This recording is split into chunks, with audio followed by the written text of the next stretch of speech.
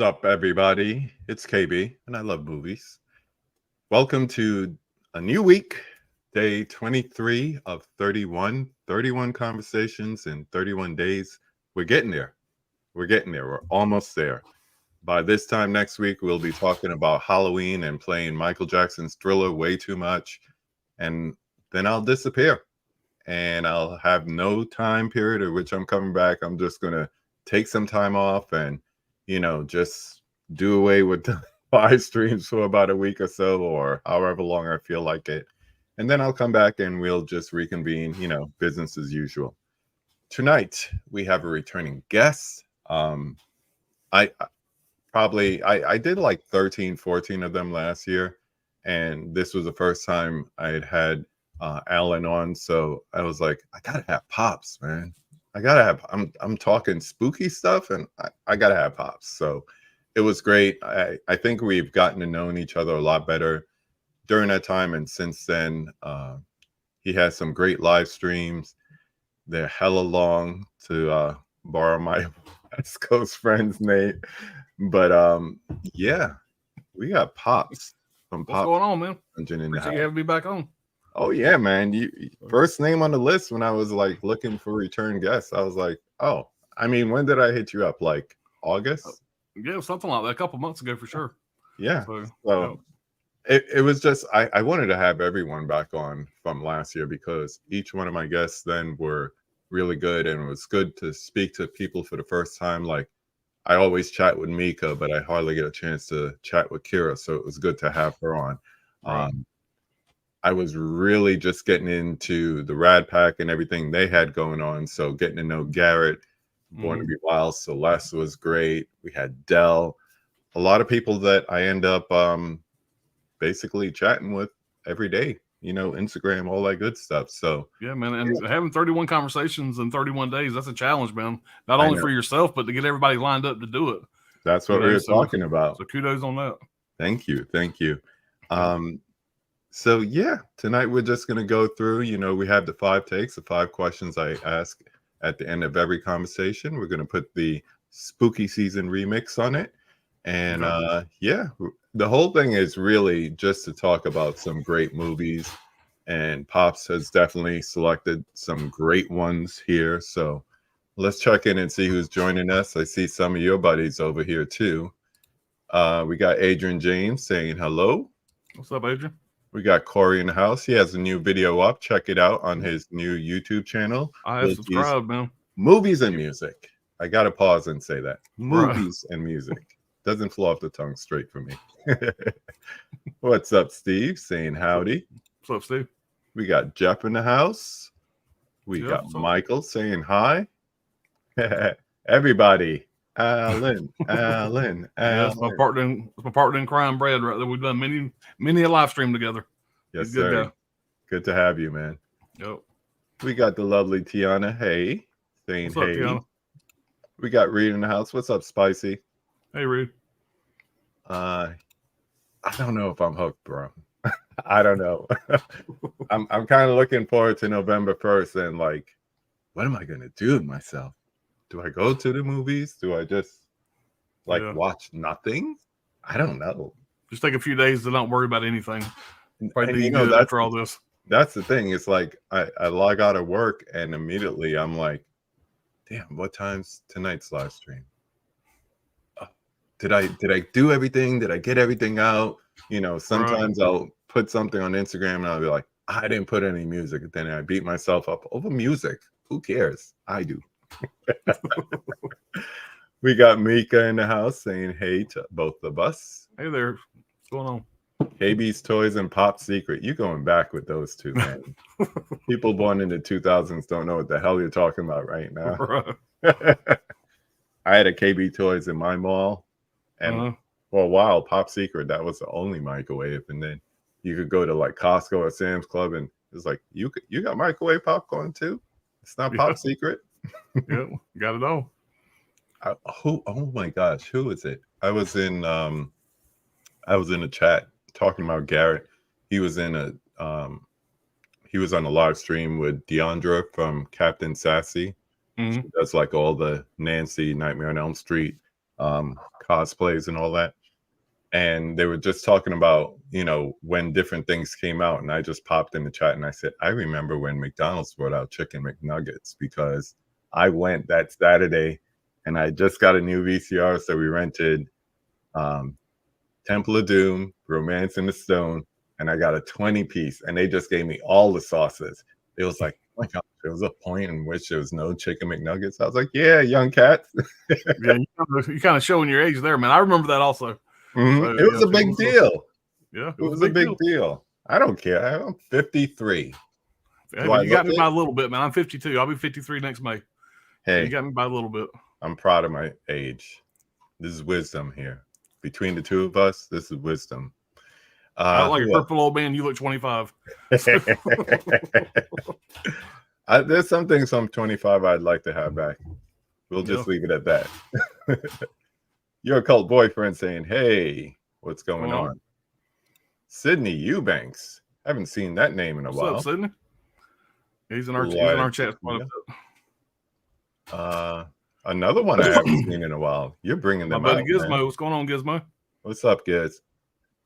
KB's killing it this week. I'm impressed because I can't believe it. I can't believe something's gonna happen. I'm just gonna have to miss a night. Something. I just know it. I feel it. No, man, you gotta look now. You're almost there.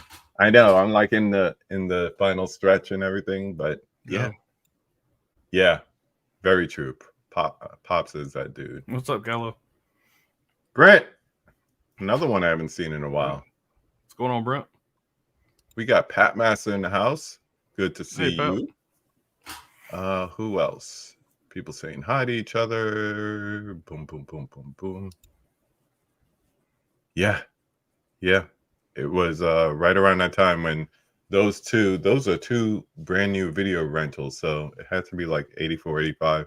Someone hit the wiki and tell me when Chicken McNuggets came out. Yeah, that's right around the time I started high school. Yeah. A long time ago. Yeah. We got movies with Ryan. What's up, Ryan? Yeah, my doppelganger. Yes. McDonald's was keeping the styrofoam game on lock. Those big breakfasts, we used to get them on Saturday mornings if my dad was lazy. And they had the big BLTs, whatever. We had the hot side, the cool side. That was a great idea for about a year. And it was just styrofoam noises the whole time as you try to open it up. Good memories. Good memories. We got Brother Dell in the house saying, what's up?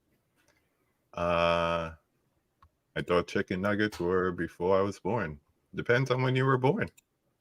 We got Gunchi in the house. It is 7 a.m. in Taiwan. Oh, wow.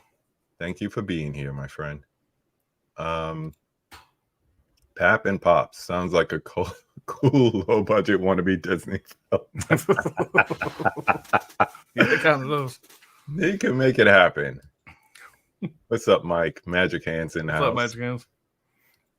The McBLT was perfect for the styrofoam. Yes, it was. Yes, it was. So now we got some McDonald's memories going on, and forget about all the different movie tie-ins with the glasses. I think Burger King still had the best for Star Wars. Oh yeah, those Star Wars glass, a thick glass too. I mean, I've dropped a few, Kool-Aid all over the place, but the glass was good. The glass was good. Yeah, sticky floor, but the glass was good. All right, so we're gonna take Pops through these 5 takes. I'm ready, man. Season edition. This one, I just feel it's like, you have those episodes when you rewatch it, like on your streaming service, reruns, whatever, and you're like, I know how this episode goes, but we just want to, in this case, hear it again. So we'll start with number 1. Name the horror movie that made you fall in love with the genre. Well, the story I got behind this is probably going to include about 4 movies. So I'm going to cheat a little bit. But the first one that I can really remember, and I'm not going to say this got me into it. This is my earliest memory. And that's watching The Exorcist on TV with my older brother. He's 6 years older. I was trying to be cool. I watched The Exorcist on TV at probably 9 years old and pretty much ruined me for about 5 years. And then, not long after that, I watched Carrie on TV. And that last scene in Carrie where the hand comes out of the grave, that messed me up for a while. But the movies that really got me into the genre is probably going to be Friday the 13th Part 3 and Poltergeist. Those are my two earliest memories of seeing the movies in theaters. Both those movies scared me to death when I first seen them. Seeing Friday the 13th in 3D, and that's the first Friday the 13th I ever seen. I knew about the first two because my brother was a big horror fan, and he had seen them and told me about them for years. And then we finally went to go see Part 3 together. But my earliest memory, probably if I had to pick one, would probably be Friday the 13th 3D. Yeah. After that, I started getting to the age where all my friends would come over, we'd spend the night, we'd rent all the Friday movies, and we'd rewatch them 100 times. So I would say overall, if I had to pick one, it would be Part 3, Friday the 13th. Yeah. Is what really got me into it. We started getting the Fangoria magazines and really getting into the special effects and stuff like that. And then Nightmare on Elm Street came out shortly after, and I was totally hooked then. Yeah. So Friday the 13th Part 3 is going to be my answer if I had to pick one. And that is your favorite of the franchise still, right? Oh, yeah, it is. It is. Me too. We were talking about that. Well, I think now that it always has been. Now I think Part 4 might be my favorite. Really? Part 3 is the one I got the most nostalgia for. I really enjoy Part 4. Yeah. But Part 3 is the one that I had the most nostalgia for. I enjoy the hell out of it. But Part 4 is a better movie, I think. Yeah. So I was talking about it, I guess, on Friday the 13th or somewhere around there, saying that at summer camp, the older kids would they're supposed to be watching us, but they'd sneak off and do other things, sometimes to each other. right. But they were watching 16 millimeter copies of Friday the 13th Part 2. And then the following night, they watched Part 1, which, bass backwards. But Yeah. but I went in to get juice because they had a kitchen there. And I just thought I was special. I couldn't drink out of the garden hose outside. I wanted juice. So I went in right as Part 2 was starting. And I just stood there, that frozen child thing that we do. I ended up watching the whole movie sometimes, like that. And then I came back the next night and watched 1. So I didn't see 3 until VHS days. But by then, slashers were it. So, you wanted to watch it. That was the heyday. Yep. It was a good time to get into the horror genre for sure. Yeah, because there was so many great movies. Yep. So many great movies. They're still talking McDonald's in the chat. What was a bigger deal, McNuggets or McRib? Oh, McNuggets, I think. Yeah, McNuggets stayed. McRib, they made something. They made it like those Disney Vault movies. They just keep taking it away, so you clamor for it when it comes back. But I could do without the donkey meat. McNuggets for sure. Never understood the hype for the buckets at McDonald's. Yeah, me neither. I think it's a little bit of nostalgia too. Yeah. We got the boys over at Dead Pit. What is up, guys? Pop looked like a serial killer.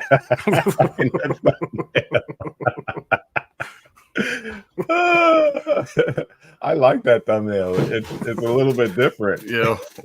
My son sent me an app and I was playing around with it, and that was one of the images that came up. So I used that for a thumbnail a couple times. Yeah. Is it one of those AI generators? Yeah, something like that. Yeah. So. Oh man. Yeah, stay tuned. Later this week, we got the boys from Dead Pit coming on as well. So look forward to that. Good deal, man. Good deal. Pops be disappointed because KB will keep them under 5 hours tonight. I know. I'm good with that. We're not doing marathons tonight. 5-hour live streams are going to slow down for us. I think 2 hours is about a sweet spot. Yeah, it gets to be too much, and so I think we're going to try to keep more around 2-3 hours tops, depending on if we have a topic or not. I mean, you gotta recharge Brian every once in a while. So yeah, right. Yeah. Let's see. Tiana loves movies. Kids like them. Now it's nostalgia. People want their kids to have them. Yeah, we have a whole generation of late 20s, 30-year-olds, early 40s that grew up with all that stuff. So now they want their kids to experience it. And all these companies are doing is just they're just feeding the machine. So it's like, oh, you didn't get that toy when you were a kid? We have it. We have it. You'll pay $50 for it when it was $5.99 at KB Toys and Hobby, whatever it is. Nostalgia is a powerful drug, that's for sure. It is. And it just keeps coming at you. It's like there's always a supply. Poltergeist got me into the genre. Yeah. Yeah, I could see it. And that movie. So what were you like, 12? Yeah, about that. About that. Yeah. 11 or 12. Yeah. And So you know, spooky, and it man. came out during the time when the TV would go off at 1 o'clock in the morning, and you get the static. Mm-hmm. And I seen it with my older brother and my older cousin, whatever. And that night they forced me to stay awake until the TV went out, and you got that static. And man, right after seeing that movie back then, it's not near as scary to me now. I'm looking at it now, Right. wondering why it scared me so much. But back then, it scared the hell out of me. It's I the guess unknown. I'm so desensitized now. Mm-hmm. But I think that just back then it was a different story. Plus, I was like 11, so that's Yeah, for sure. Exorcist, one of the first horror movies I remember watching, still terrifies me. It's amazing. Like, you and I have a similar history with seeing movies like that on TV, network TV. There was no cable back then, Yeah. unless you had like those big satellite dishes. So we're talking about network TV. And of course, they took out some stuff and the language and all that, but the creepiness was still there. The spookiness of the movie is still there. Yeah. And we were saying that, like, when you watch something as a kid, especially like 8, 9, 10, even into your double digits, you remember certain parts of it. Like, you remember Reagan when you're like 9 years old. You don't remember all the other stuff that took place. Or I just watched When a Stranger Calls. I remember the first 20 minutes of that movie and the quotes from the first 20 minutes, and I don't remember anything else from that movie. Yeah. And something else about The Exorcist, it got re-released in theaters in the 90s, whatever, with like the director's cut or whatever. Mm-hmm. And that's the first time I ever seen the backward spider crawl going down the stairs. And and the first time I seen that in theaters, I looked at my ex-wife, that was my wife at the time, and I'm like, I think I might be done. I might be out of here. Or we finished watching it, but that scene got me bad. And even to this day, that scene still freaks me out. Yeah, I just watched it theatrical. I totally forgot about that being. And I was in my 20s then, Yeah, so. Yeah, for real. Ooh. Jersey in the house. What up? What up? What up, Jerry? What's up, Jerry? Luke. Good to see you, as always. People saying hi to each other. Bum bum bum. Fraggle Rock came out the year after Friday 3. Way scary if you think about the plot of it. Better effects. The 3D still hurts my eyes. Fraggle Rock was a bit of an innovation, man. But yeah, it was like what was that? HP Huff and Stuff. Do you remember that show? It's funny, that came up in one of our live streams the other day, and they were giving me shit for not knowing what that was. So okay. I never got into that for some reason. Early Saturday morning stuff. If you were somebody who slept in, or maybe didn't get up and watch Saturday morning cartoons. Oh, I did every Saturday, and pretty much when I could. Yeah. For some reason, that just didn't stick with me, or I never seen it. I don't know. I know it was just the way the Blues was giving me crap about it. The puppets, and like they had people in costume, big giant costumes, and it was just like for kids, but borderline creepy. So I don't know what it was. Good reference. Yeah, movie that terrifies me to this very day. Yep. Yes. McNuggets are closer to chicken than McRibs or the pork. Very true. Very true. Oh my gosh, more memories. Do you remember the cheese Danish? That was a passing thing. I do remember that. Yeah. More importantly, I remember we used to wait and buy the apple pies and see who would burn their tongue first. We were stupid. It's like, I bet you'll burn your tongue. No, I won't. Take a big ass bite. So stupid. Children, you're so stupid. Mika liked the thumbnail. We got Holland Oates in the house. What's going on, Holland? Let's see. Chat's going strong back and forth. I turned my TV on one time and it was loud screaming of Reagan. Freaked me out. That could happen today. I believe you. Yeah. I believe you. My older brother used to pretend to be possessed and traumatized me as a child. Still haven't seen the movie? Bro, come on, get the 4K, live a little. Yeah, man. And just watch the director's cut so you can get the spider walk into your head too. Yeah, you need to watch the director's cut for sure. Yeah. Adrian remembers Fraggle Rock. There's a face I haven't seen in a while. What's up, Anthony? What's going on, Anthony? Thanks for popping in, man. All right. Moving on. we're going to spend some time here talking about some good movies that Okay. Pops picked out for us. So, number 2, name some of your favorite spooky or creepy movies. And your choices were nice and diverse. And what's the first one you're going to talk about here? Well, I got kind of a mix here, and some of these you may not consider to be really Halloween movies. They're all just going to be like, creepy, scary movies, or, in the horror genre for sure. But this first one here is probably not going to be for everybody. If you're a fan of independent cinema, small budget horror films, this one you may want to check out. It's one called The Battery, and this is a very low budget zombie movie. Kind of a different take on a zombie movie. It follows these two guys. First, it's directed by Jeremy Gardner, and he's made this movie here and another movie called After Midnight. Another really great low budget movie. He's a really independent director, and he's also the main star of the film.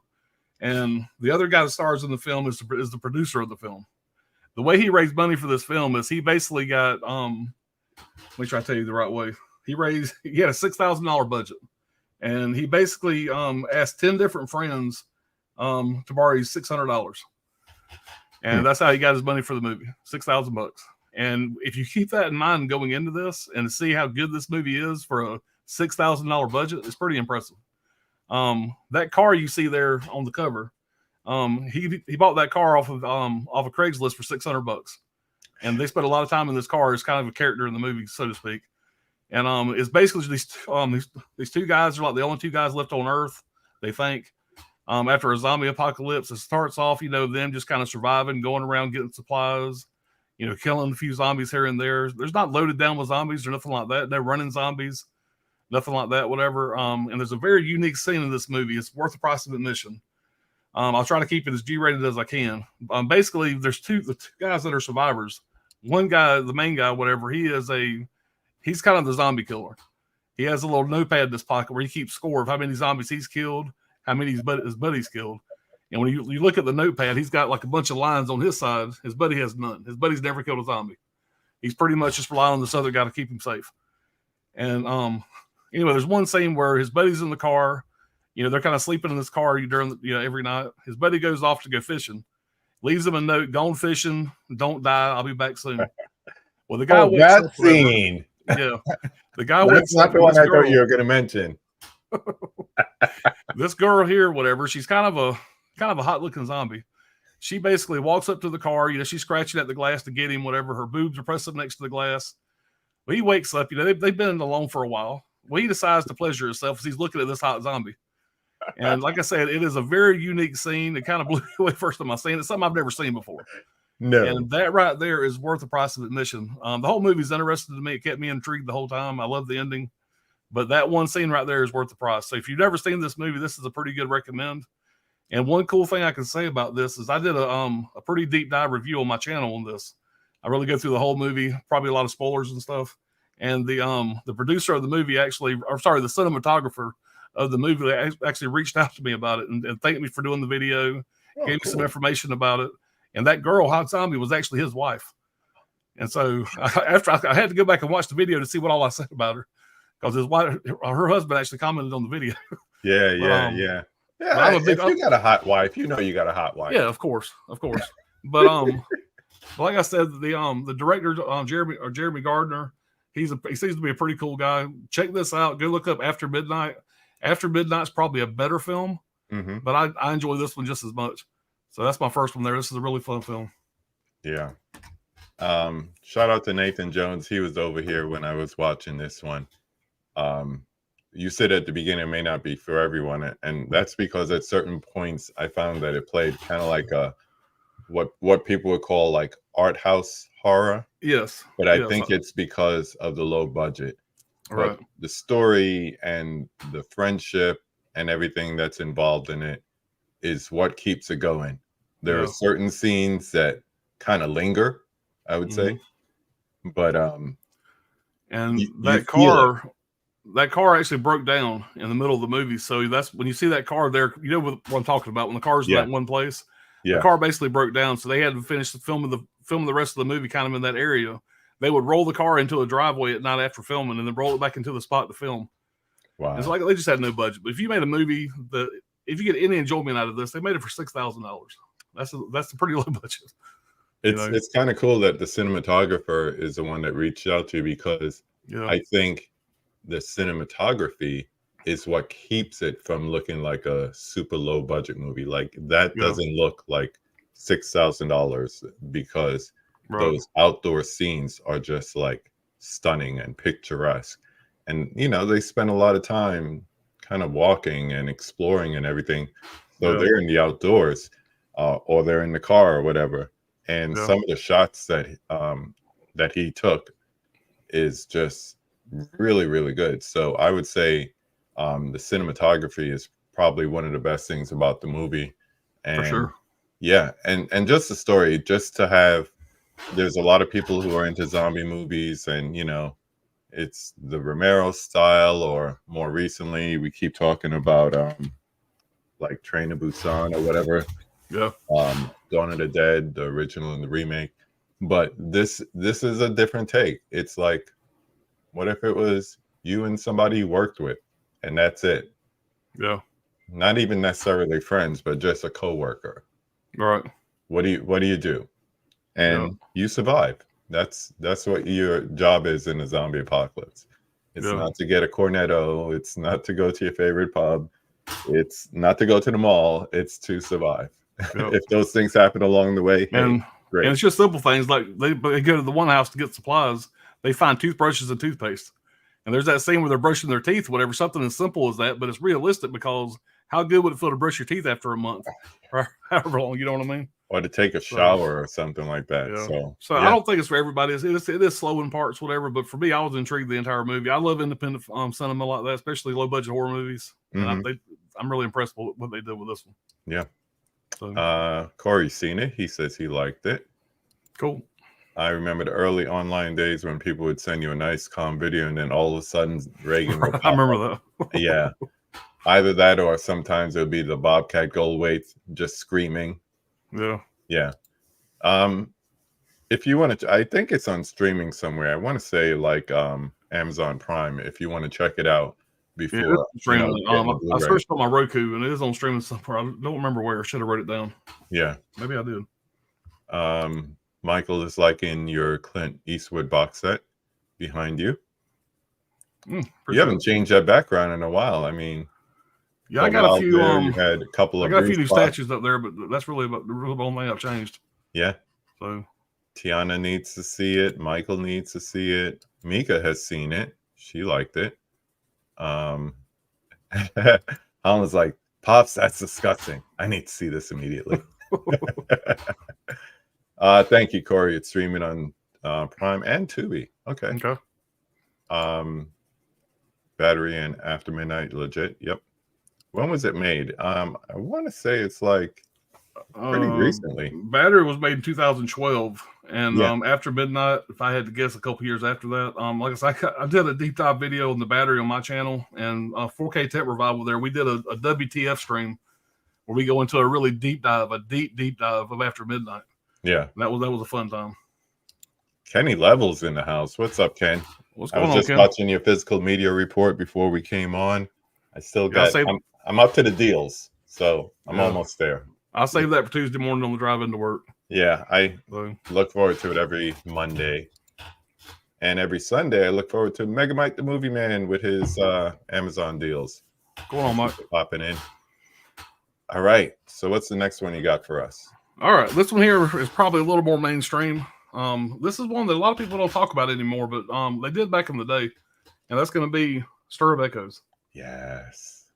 And I haven't seen this movie in it's probably been 5 years plus. I watched it again over the weekend, and it still holds up, man. I'm a huge Kevin Bacon fan, and I Me love too. it when Kevin Bacon does stuff like this. And I think this is the best he's ever done it when it comes to these creepy type of films. This movie came out in 1999, directed by David Coep. Probably saying that wrong. He did Secret Window with Johnny Depp. And he also did the other Kevin Bacon movie that came out, I think, last year, year before, You Should Have Left. It was a streaming movie with Kevin Bacon. It wasn't that great, Mm-hmm. but this one here, man, it was a good time. The premise of this is basically a ghost story. He's kind of a non-believer. His sister is kind of like a psychic. She can hypnotize people, stuff like that. They're at a party, he's basically saying that she's full of shit. He don't believe in nothing she's saying. She dares him to let her hypnotize him. He agrees to it. And come to find out, he is kind of like a receiver. Once she opens the door in his mind, he's able to see ghosts and all kind of crap. And come to find out, whatever, there's things that happen in his home, whatever, he's starting to see stuff. Yeah. And you come to find out that this kid is kind of like the kid from The Shining. He can also kind of sense stuff, whatever. Yeah. And there's a lot of creepy scenes in this that still hold up to this day. Mm-hmm. But when Kevin Bacon starts kind of losing his mind a little bit, he's so enamored with what's going on with this ghost stuff, and his wife thinks he's crazy because she can't see any of it. And so he's just doing all kind of crazy stuff. I don't want to spoil too much of it. It's better to go in blind if you haven't seen it. Yeah. But Kevin Bacon going from kind of a normal guy, and I love movies like this, kind of going to like a normal guy slipping into insanity. And the payoff at the end is fantastic. Like I said, I haven't seen it in 5 years. It holds up really great. I'm still a huge fan of this. So Stir of Echoes. You had never seen that, please check it out. I haven't seen it since DVD days, and it was nice to revisit it. And like you said, man, Bacon, I just like him as an actor. Yeah. And this is I love Hollow Man. That's up there for me. Oh man, yeah, as well as like all the big popular movies, the Footlooses and all that, whatever. But this one holds up. I have to say, it has that late 90s, early 2000s vibe, and the music and the their apparel and everything like that. But the story itself, there is a sequel to this, Stir of Echoes 2. I think Rob Lowe's in it. Don't quote me on that. I'm pretty sure it's Rob Lowe. I've never seen it. Never seen the sequel. I do want to go back and watch the sequel. I'm sure it's not near as good. It's like a Vietnam vet come home kind of story. Is that what it is? And he's experiencing the same thing. So, but this is much, much better. And this movie came out about the same time as the Sixth Sense. So I think that's one reason why maybe this movie kind of got overshadowed a little bit, because the Sixth Sense came out and that kind of blew up. Everybody was talking about that. Mm-hmm. I think this kind of got pushed under the radar because of that. Yep. So there's a lot of good films out there that happens to. You watch it for the first time, you're like, how come this wasn't a huge hit where everybody was talking about it? You got to go out there and look and see what it came out against, and that tells you a big story. Yeah, and I think that's how a lot of films go unseen. It's kind of like whenever something has like a big blockbuster weekend, like at a box office or whatever, like I know probably in a year from now, I'll go back and see what came out the same weekend as Barbenheimer, and I'll find like some gem of a movie, that came out that week before, after, because when you have big movies like that, they just overshadow everything else that gets released. Yeah, and there's people out there that have said that this movie kind of stole from The Shining a little bit, but this movie is actually based on a book from the 50s, I believe. 1958 is based on a 1958 book. So if anything, if that's the case, The Shining stole from it. So anyways, I thought that was kind of interesting. I'm a huge Shining fan also. Speaking of, there's Dirk. He's a big Shining fan. Yep. Going on, Good Dirk. timing, man. Good to see you. Yep. Hollow Man, so underrated. Would look great in black and white, like a throwback to the old school universe. Yeah. And I mean, the thing that I like about it is you had those Invisible Man undertones, but they didn't like do a straight rip of it. So that was a good thing. Della's doing his 6 degrees of bacon here. He went to high school with Fredro Starr, who was in black and white, with Scott Kahn, who was in Novocaine with bacon. That's pretty close, man. That's pretty close. Pretty good. Second cousin Dave in the house. 4K Lowdown. Check him out. Check out him and Turner Fan 7 and all the good stuff they do together. You guys have a great little tandem there. So I've caught a few of those. I need to catch up. It's like weekly at this point, like a couple times a week, like the new movie reviews. You guys see things before. Well, I haven't seen a damn thing this month, but you guys see movies before I even get a chance to see them. So it's a good thing.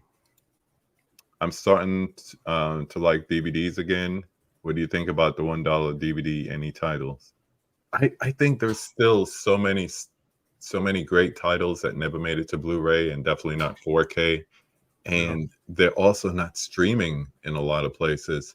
So I have like about 300 on my floor back there, just waiting for me to put together another shelf and put them on. But I'm going through them. I'm like, this doesn't have a Blu-ray. Oh, this is great. And then also some movies, like, people would say like Texas Chainsaw Massacre. In my case, I'd say like Blair Witch. I don't need to see it on a Blu-ray or 4K. I want it to look gritty. Yeah. If I don't have the VHS, give me the DVD. I want it to look gritty. Yeah, a lot of people Look complain about the pixelated. 4K because they cleaned it up too much. Yeah. You want it to have that grimy look for sure. Yeah. That 4K of Texas Chainsaw Massacre is too pristine. I mean, there's grain, but it's too pristine. Yeah. I'll go back to an older copy and watch it that way. Hollow Man is good. Everything's better with bacon. You got it. Absolutely, You got it. absolutely. Definitely. So that was a good choice because I haven't seen that one in a while, and it holds up. I have to say it holds up. And I would say the battery's not really a Halloween feel, but I think Stir of Echoes is a good Halloween feel. Mm-hmm. You kind of get a nice fall feel from the movie. So I think Stir of Echoes is a good thing to watch around Halloween. I mean, people watch any type of horror movie during, so zombie movies, anything like that, and it's creepy. There are parts of it that's really creepy. So definitely, still a good choice. All right, what's next? All right, this next one, I'm a recent fan of this. I'd say within the last couple of years, year and a half, I watched this for the first time, and I am such a huge fan of this franchise now, and that's gonna be the first Wolf Creek with this really cool lenticular slip, one of my favorites. And there's the man right there. That's why I'm talking about this movie right now. This guy here is an absolute nutball. Like I was telling you earlier, this is a mix here. If Freddy Krueger and Crocodile Dundee had a baby, it would be this guy right here. He is an absolute psychopath, but he's hilarious. His laugh, I can't do it. I wish I could, whatever. But if you ever seen the movie, you know what I'm talking about. His laugh is something that just kind of sticks with you throughout the movie. He says the most outrageous shit, or if he says the creepiest shit, the meanest shit, he does that laugh and just makes you fall in love with the guy. He's a heinous bitch. I tell you right now, he does some pretty brutal stuff in this movie. It's your typical slasher. You got some kids in Australia that get stranded. He comes to the rescue as being Mr. Nice Guy. He's going to fix the car for him. He drags the car back to his compound house in the middle of the desert, and shit starts going down. Shenanigans. And that's what you're looking at with this movie here. The reason why this movie is great to me is because of him, 100%. There's a sequel to this movie. There's a TV series that's got two seasons, and he's in all those. And they're supposed to be working on part 3. I don't know when it's coming out. It kind of got delayed, but just keep an eye out for part 3 coming out. Have you watched? You said you didn't get a chance to watch this, right? No. Yeah, if you're a fan of slasher movies, whatever, this is a very unique one. Whatever, like I said, it's in Australia. It's very Australian. Mm-hmm. But Australia puts out some good horror stuff. They really do. Yeah. So there's some really great kills in this. Some pretty gory stuff. If you're a gore fan, you're going to enjoy it. And this is also one of Quentin Tarantino's favorite horror movies. If you're a Quentin, that means something to me because I really have a lot of respect for Quentin Tarantino. If he likes something, I'm going to check it out. I hear that all the time.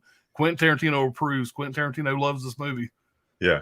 So, it got recommended to me as a blind buy a couple of times, and then when you put that on the list, I was like, oh, come on, this is pretty much confirmation that I should check this out. Yeah. But then me, I'm like, there's a nice lenticular slip that goes along with it, and everybody's like, oh, you won't find that. That's long gone. I'm like, can I? Keep an eye out for it. Like I said, it is out of print. This one is. It is out of print, whatever. But you could probably find it out there somewhere down the road. I'm sure they may re-release it. Yeah. But man, it's a great one, man. It's just it's one I fell in love with. And if you like part 1, really part 2 is just as good to me. The TV shows are just as good as well. Oh wow.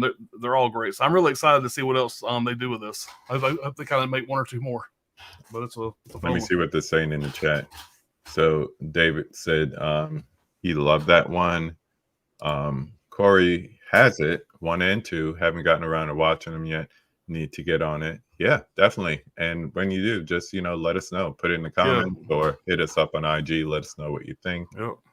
Going back to the DVD conversation, Dell says I'm picky about picking up DVDs. Generally get stuff that's not available on Blue or 4K. Yeah, that's what I do too. So a recent example, and Deli could appreciate this, a hood classic, New Jersey Drive. Like earlier this year, I couldn't find that on Blu-ray anywhere. I picked up the DVD in a 4-movie set.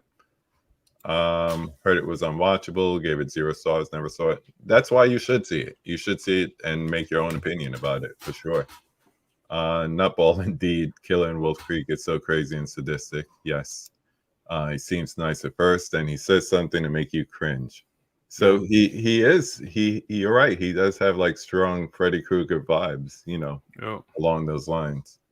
Dell did not care for Wolf Creek. Took too long to get started, but that was years ago. Might give it another shot. Always give it another shot. Yep. Another crazy Australian horror movie is The Loved Ones. I've heard of that. That's another one I got to check out. Trying to think if I've seen that or not. I have to check. Is that the one with the cover, a woman with a drill in her hand? I don't know, but it sounds crazy. Yeah, if that's what I was thinking it was. That's what the cover is. It's got a girl with a drill in her hand. If that's what it is, I watched that recently, but I'm trying to think if that's what it was.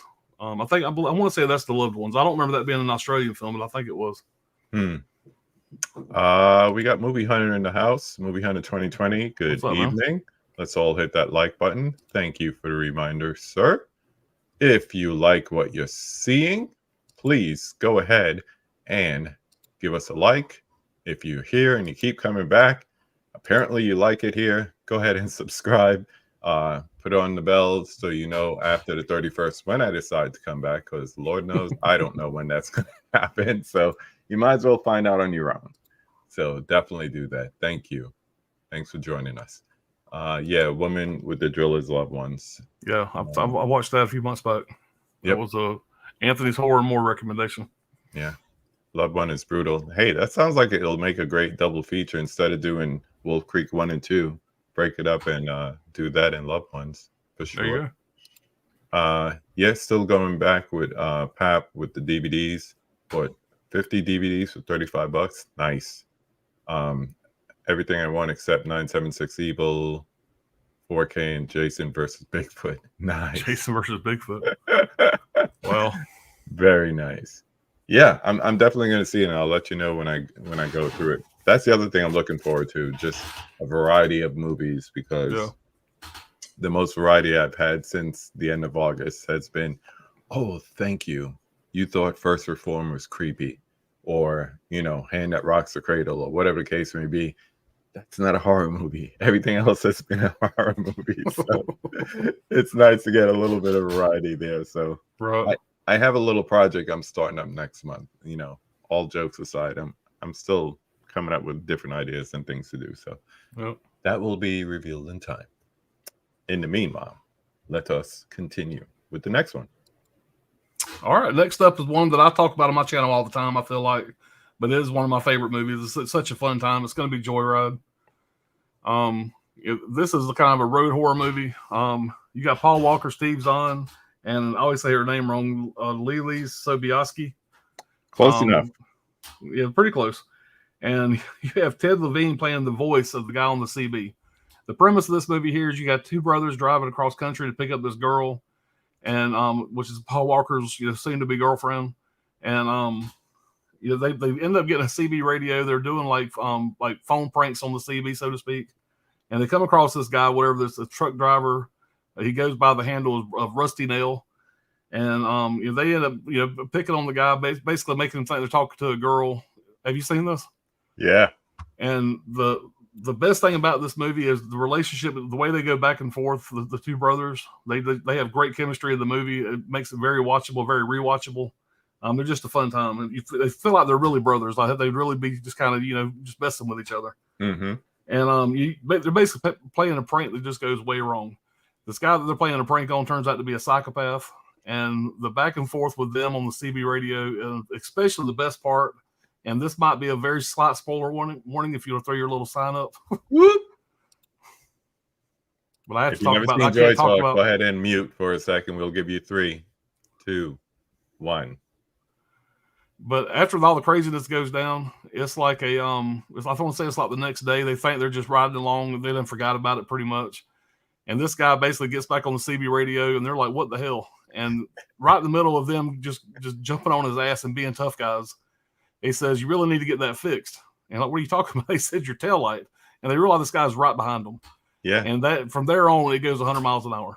And just the way they freak out, I feel like if me and a buddy were dumb enough to do this, it's how we would react. You know, when they go to the gas station and stuff like that, and they're running through the desert from this guy, it's just a really good time from start to finish. While we have the spoiler talk banner up, I just want to say one thing. Do you realize it's after they picked up the girl, Vanna or whatever her name is, that all of a sudden he knew their names? Oh yeah. Yeah. Oh, yeah. And it's like, it's almost like preposterous to think, like, how do you get all this information on them? Yeah. But at the same time, I think it was more of a concept than it was an actual person, because like even after everything else, he was still talking. So yeah, and the scene where he spray paints the different words on the different signs for them to read as they're driving. How did he know that's the path they were going? How do you know? In order to do that, you know. All right, taking it down. But, yeah, I'm done with the spoilers. But you know, it's a fun time. It's so rewatchable. You know, Paul Walker, I think he did a lot of great stuff. This is my favorite thing he's done, other than probably Varsity Blues, even though that's not really his movie. But I love this film so much. I really haven't seen the sequels. I don't think I've seen any of the sequels, come to think of it. Me neither. I know they probably, what I've heard, they really go downhill after this one. But this is going to be my highest recommend probably on this list if you haven't seen it. I'm sure everybody's seen this by now. But it kind of made me sad, like, to watch it, because, you know, one, he was a little young cutie, and then all of a sudden it's like he gone. No more Paul Walker movies. They try to like pigeonhole him inside of some of those Fast and Furious sequels, but I thought that was kind of classless. Wilkie was saying it's fun. Candy cane. Michael enjoyed it the first time. I think after the first time, you kind of know everything that's happening. So it might lose some, I don't know, flair, but then you go back and you watch it after a while. Like, I haven't seen this in a couple of years, so revisiting it now, it was fun again. And I don't like him. I don't like Steven Zahn or whatever his name is. Oh, really? I think he's annoying, but in this one, you're right. They play off very well with each other. Yeah. So it was good. Dell. Sounds kind of heavy for a Fast and Furious movie. Yeah. Not exactly that. Not exactly that. The scene you're describing. Yeah. That might be an interesting comparison. Have you seen Spielberg's Duel? I got the that 4K pre-ordered, but I've never seen Duel. If memory serves, I've never seen it. If I do, I don't remember nothing about it. But I do have that Steelbook pre-ordered if it ever comes in. Yeah, that's an interesting comparison. Not exactly the same, but yeah, good comparison though. Pop's got the picks. Yep. He was more of a driver than a walker. Yeah, you're funny. We got Timmy in the house. Tim Talks Talkies. What's going on, Tim? He was one of the people at the meetup this weekend up in New Hampshire. They went to the archive and put a dent in that place. Very jealous. I'm looking forward to the Bull Moose video to see what you picked up as well. Too bad you didn't get any posters. Boo. People saying hi to Tim. All good. So yeah, it was fun to come back and rewatch Joyride again. You know, it's fun. It's just a fun movie. I mean, and the way I like about it, it's almost like it's broken up into two different sections.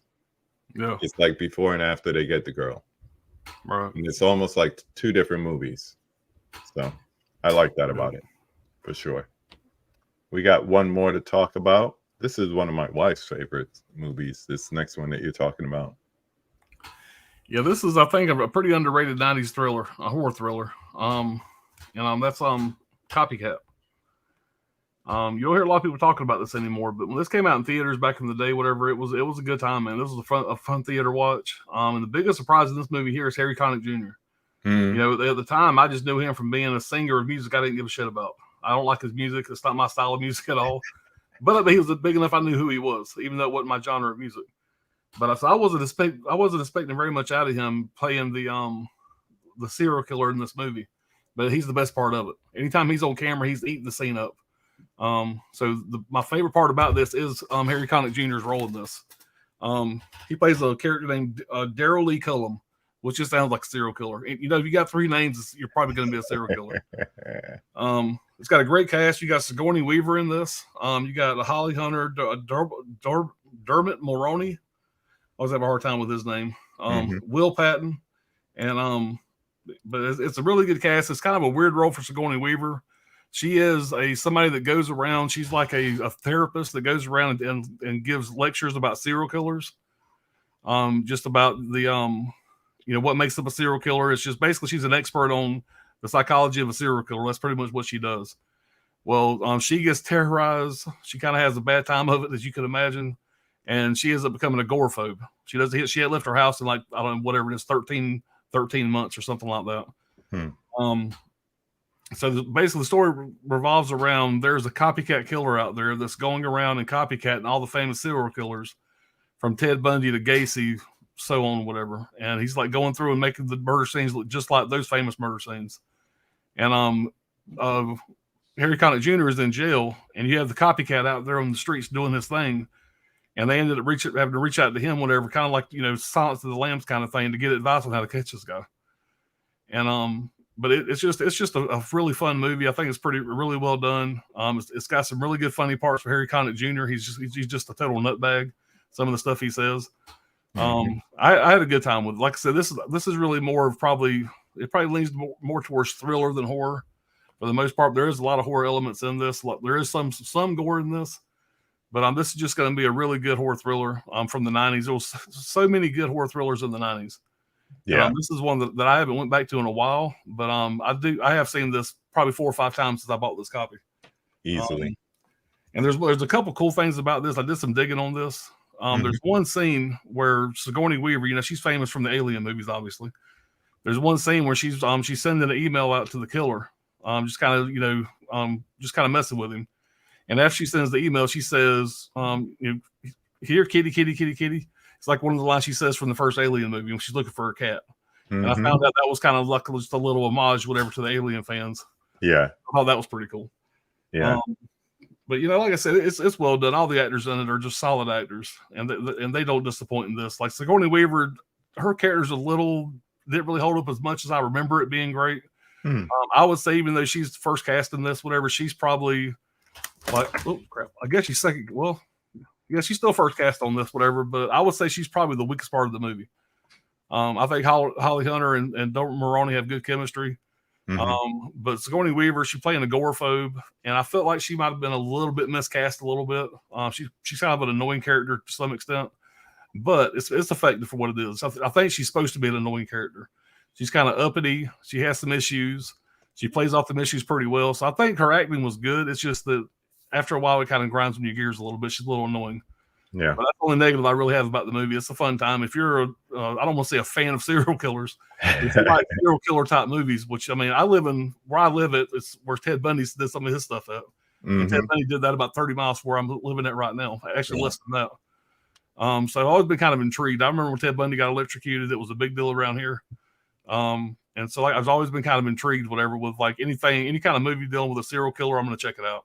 Yeah. And this goes deep into serial killers. So that's why I like it so much. It's a great psychological thriller for sure. Creepy elements. I think that was the first time I saw like agoraphobia showing on screen. And I was like, ooh, is it really like that? But, I live with someone who lives inside of a DSM. So I could tell you now that, yeah, it's really like that. And I have a guess. You getting ready to leave? Yep. Come here. Got my son Ryan here with me. He came to visit. Hey, Chad. Hey, what's going on, Ryan? Good to see you, buddy. I just got to say hi to my dad, or bye to my dad before I go. Bring it in. Love you. Love you too, man. See you later. Let us know when you get home. Will do. All right. Yep, came to visit his mama. So there you go. And me. All about? Yeah. And you and Dad, right? Yeah. We got Bobby Blue in the house. What's Another up, Bob? person who was out there at the meetup this weekend, giving me major FOMO, but glad to see everybody had a good time. Waiting for your videos. Put them up as soon as you can. Anything Sigourney Weaver's a win for me. Yeah, great performance. Yeah, but I think it was almost like a victim mentality after a while in the movie. And like you were saying, Alan, it kind of moved her to like out of that starring role. Like even at certain points, Holly Hunter was more the star of the movie, but anything that Connick Jr. was in was just like he was just eating up those scenes for sure. Yeah. Just eating. I wish he them would up. have been on screen more. He wasn't on screen very much, whatever. I wish he would have been a bigger part of the movie. I'd like to see more stuff with him. Mm-hmm. So, My choice for Sigourney's best movie is The Monster Calls. That's a good one. That's a good one. I don't think I've seen that one. I'll check that out. Exorcist, the TV show, is pretty good if anyone's seen it. Ginger, Florida, hillbilly serial killer is a bright spot in Copycat. Daryl Lee Cullum. Yeah, KB Jr. He's more of my dad than anything else, but yeah. Agora Hills. Yeah, probably not. That's for sure. All right. Great choices all around, gotta say. I appreciate it. Pretty much everyone who's been on the conversation this month and selected movies, we've had, for the most part, like really good movies to discuss. I'm like, there's certain movies you get like tired of talking about, what I call the low-hanging fruit. Yeah. But it's popular for a reason. The classics stay with you for sure. So let's bang out these other questions and let these people go watch another movie. That's what I'm gonna do. So number 3, name a horror movie that everybody loves but you don't really like. Yeah, this is a tough one, man. You threw this question on me right before we went on the stream, so I didn't have much time to think about it. Well, just maybe it's not your favorite. We'll soften it up a little bit. Yeah, I'm probably going to go with some of the later Chucky movies. I'm with you. I like Chucky 1 and 2. Mm-hmm. But once you get past those two, I haven't seen all the Chucky movies. I'll be honest with you. I got all of them here now in 4K. Yeah. But the girl, what's her damn name, that plays the bride of Chucky? Yeah. Billy. I can't stand her. I don't like her. I hear her voice. I never want to see her again. And I watched the TV show. I watched all the first season of the first Chucky TV series. I enjoyed it. Second season is really heavy into the bride or into her. And I went halfway through it. I had to turn it off. I couldn't stand it no more. I guess I'm going to go with Bride of Chucky. I know a lot of people love that movie. I don't like her. And I'll be honest, I haven't seen it in a long time. I do want to go through and watch all the Chucky movies now that I have them all in 4K. I'm going to do that. I said I was going to do it during October. I'm going to try to do that. Mm-hmm. Yeah, I'm going to give it another shot, whatever. My answer is probably going to be Bride of Chucky. Okay. So, that's probably the last one that I watched, and I said, "Oh, okay, this has some redeeming quality." All right, number 4, name a horror movie that needs more love. The first thing that popped in my head when you asked me this question before we went live, whatever, it was probably going to be Psycho 4. I can't reach it. It's all the way over there on the other shelf in the alcove. Yeah, I got mine somewhere around here. Anyway, I know you got that box set. Yeah, I got the box set. I'm a huge Psycho 2 fan. That's my favorite in the franchise. And a lot of people know about Psycho, obviously. Psycho 2, a lot of people now know it's a great sequel and the greatest sequels out there. Psycho 3 is a lot of fun. Psycho 4, a lot of people say, I love the Psycho franchise, but I don't care much about Part 4. Part 4 is my least favorite in the franchise. That's not taking anything away from it. It's just a different take on it. Right. And if you're a fan of the franchise, if you're a fan of Anthony Perkins, a fan of that character, there's a lot to love about Part 4. And I think if you give Part 4 another chance, if you haven't seen it in a while, go through and watch the first 3 and go right into Part 4 when you're fresh on it. I think you'll get more love out of Part 4, I think. I do anyway. Like I said, it's my least favorite in the franchise, but that is not taking anything away from it. It's one I still enjoy every time I watch it. So, and I think especially with people getting 4K sets, it's a great opportunity for them to maybe revisit or watch it for the first time. So yeah, it's better than some seasons of Bates Motel. I'll tell you that much. Yeah, that's for sure. That's true. Got a couple more comments here. Let's see. Caveman in the house saying hello. Please hit that like button. Please catch a replay for you. Okay, yeah, you don't like low-hanging fruits, that's for sure. That's okay, Pops. That just means more Jennifer Tilly for Dell. Dell, you can have all you want, buddy. Have all you want. How can you top the first Psycho? It's a different lane. I think that's what it is. It's a different lane, and it's still a good movie. Man, it took some major balls to make a sequel to Psycho. I mean, Psycho is an absolute classic. I love Psycho. And for them to even come out with a sequel to that movie, it should It probably should have never happened, but the fact that they did, and it is such a great movie. And like I said, it personally is my favorite horror movie. I've said that many times on my channel. And as much as I love Psycho, Psycho 2 is where it's at for me. I watched it at an early age. I fell in love with the character. I just think it's a great story. I don't know. For them to be able to make a sequel to something as great as Psycho, I think Psycho 2 knocked it out of the park.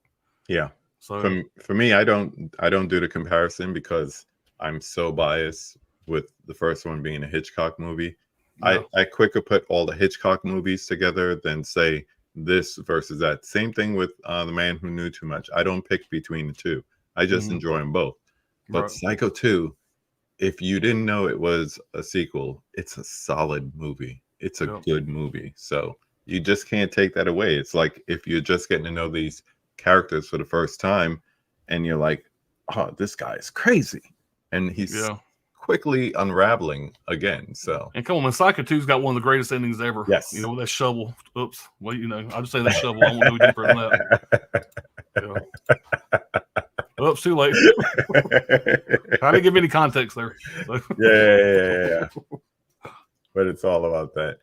I want to say a quick thanks to everyone who's been in the chat tonight watching the live stream. Those of you watching the replay, once again, if you like what you see, please give a like. If you like this guy here, go and check him out on YouTube at Pop's Movie Dungeon. You could also use that to find him on Instagram and probably hit up his link tree as well if you need some other spots to go to. But yeah, good follow, good live streams. They're not all 5 hours. There'll be even less of them.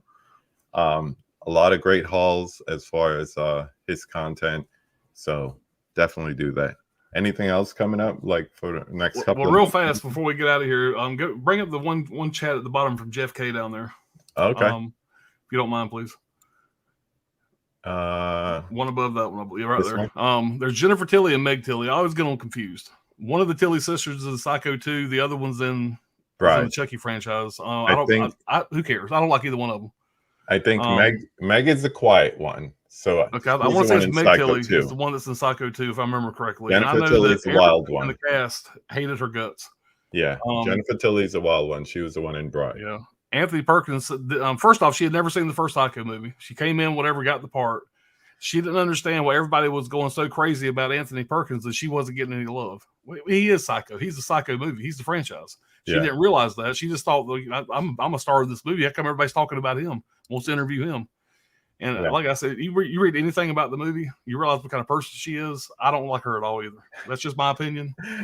He's anti-Tilly sisters. And I've done a lot of research on it. I just don't like her. So a little more love for your channel here from Caveman. Great, all around great dude. Very intelligent reviews on his channel. Very true. Appreciate it. I'm going to go back and watch that Wolf Creek.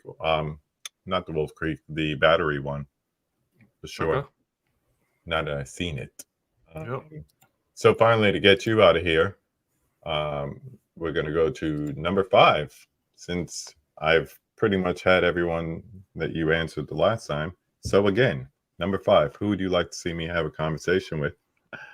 He's not going to like this, I don't think, but I think it would be interesting. I'm going to say he's probably going to kick my butt after this, but 4K Kit Revival out there in the chat, Brad, my partner in crime, we do all the streams with.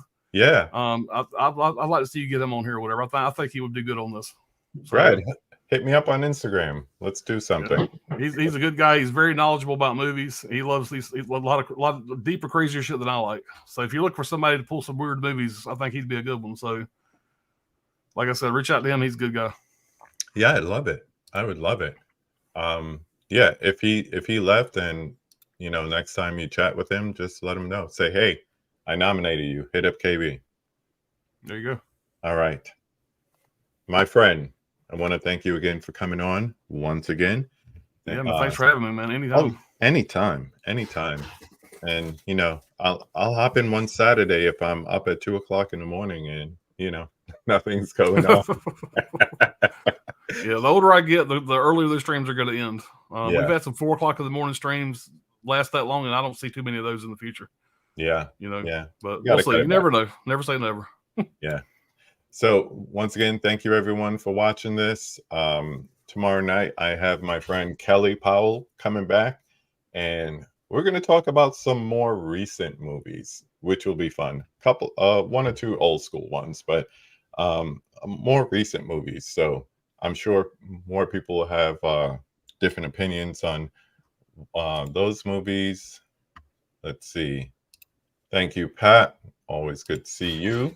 Great chats as always. Got to go finish watching. Ooh, Society. That's Ooh. a weird one. Woo. Yeah, man. I'm gonna go finish watching the Physical Media Report and eat some tacos. So There you go, man. have a good night, everyone. As I always say, go watch a movie. Bye, everybody. Take care.